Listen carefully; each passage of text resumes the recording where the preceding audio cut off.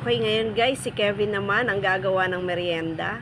Ayan, nag-request siya sa akin na bumili ng tasty.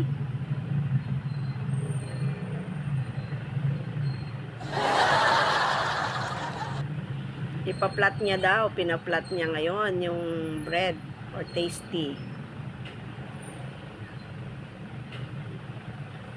Tapos bumili din kami ng cheese.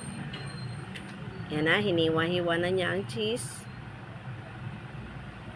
Siguro guys, may idea na kayo kung anong gagawin ni Kevin sa mga may alam na nito.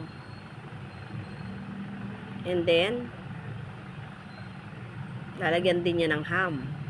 Ayan, pinagpatong-patong na niya ang bread, ham, and cheese.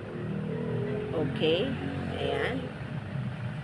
Gawa ni Kevin yan.